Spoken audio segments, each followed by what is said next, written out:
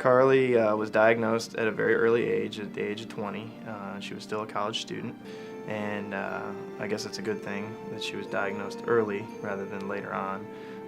But it only caused her to miss about a semester of college. After 4 MRIs and a spinal tap, and they told me that I had MS. It was actually St. Patty's Day of 2005, March 17th. I'll never forget the day. Jake getting MS, we never expected it. They thought she had a stroke. And her whole left side of her body was paralyzed. She couldn't walk. 6 months later, it happened again. She went paralyzed on the right side and completely lost her speech. When she got discharged from the hospital, they said, we think she has MS, but, she's awful young. We're really not sure. A week later, the doctor called me and said, your daughter's got MS. I was 9 when I got it, and so they diagnosed me when I was 10. With the lack of awareness of what MS was, I kind of didn't know what that meant. So at first it didn't spark a happy reaction, a sad reaction, or any type of reaction. It was kind of just more inquisitive of, Carly, what does that mean? And she didn't really know. When I was first diagnosed, I asked my neurologist if it was the disease about muscles being deteriorated, and he said, no, that's muscular dystrophy. So I had no idea, and then after he told me that I may have MS, I went home and did a lot of research and just read up on it. I know that in my brain, my body thinks it's a germ, so it just attacks my brain, and then I end up in the hospital. He feels good right now, but who knows what tomorrow will bring. I could wake up tomorrow and not be able to walk, and I am not prepared for that. I don't have a wheelchair laying around the house. We can't whine and complain about the little things. Life is not bad. It's a blessing when you're healthy. The things that we take for granted, just exercise, being able to walk around the block, different things like that other people might not get to enjoy. It's just like you don't know when it's going to happen, you don't know what it's going to do, and you don't know how to deal with it.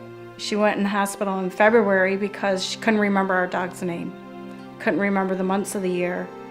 She started crying. She goes, Mom, what's wrong with me? Why can't I remember this? I know this stuff. Any day, any one person can wake up and not be able to see, and that could last for two months, and then they could wake up another day and be able to see totally fine. It's just these flare-ups, as they call them, are very debilitating.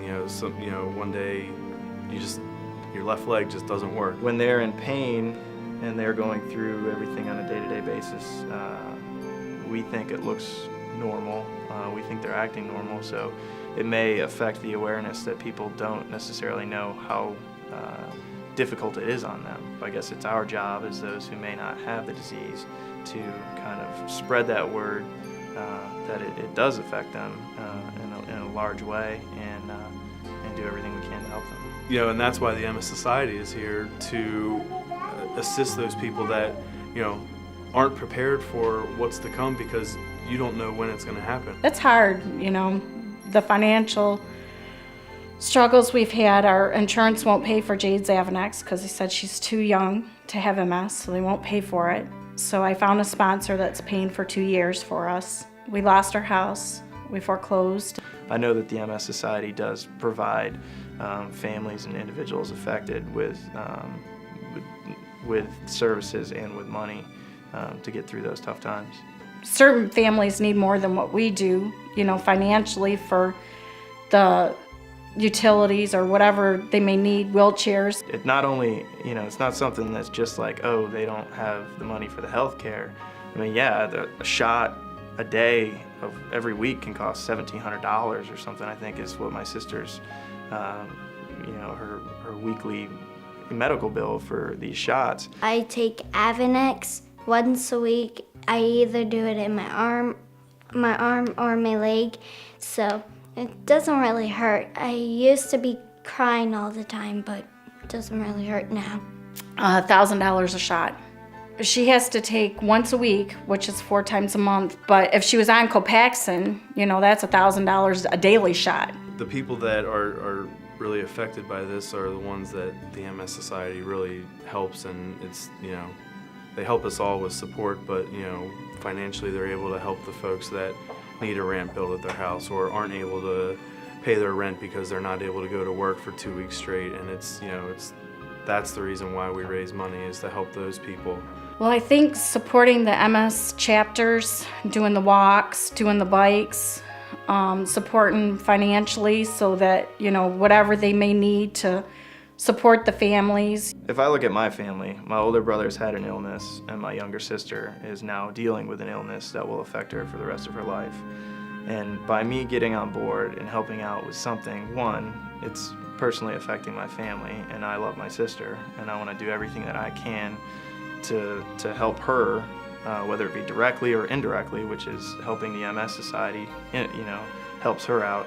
We feel like if we help and we can do everything we can at this point, that if we do become in the same situation that others are in right this moment that we are trying to help, hopefully we'll have the same people that will be helping us. People want to give, whether it be their time, money, or any of the above, and I think that there's a lot of things that the MS Society offers to bring people in, to allow people to feel like they're helping, because they truly are, but at the same time it really helps the MS Society to function as an organization. It's just a matter of everyone coming together and having the support for him and for others. Well, you can really support MS, like go to MS walks and help and stuff, and then bring us money and just find a cure for MS.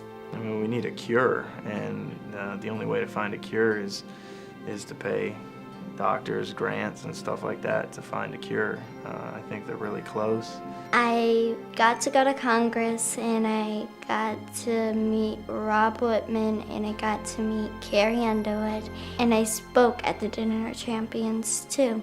I said that kids do get MS, and I just would like your support, so if you can give me your support.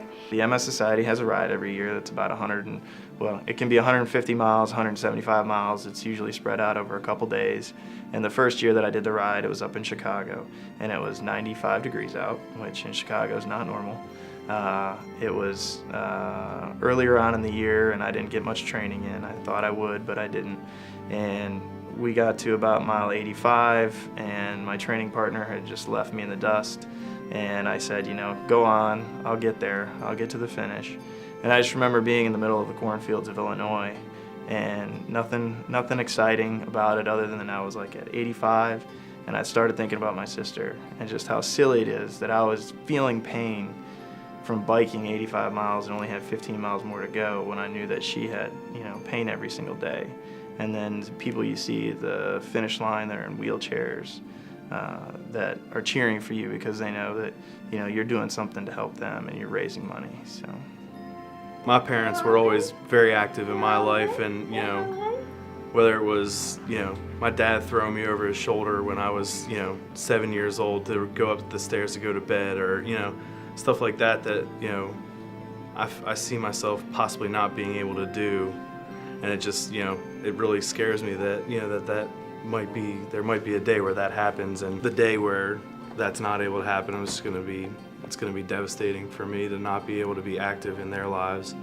And, one of the big things with 2 daughters now is that they're eventually going to be married, and my role in that is to walk them down the aisle, and I really want to be able to do that.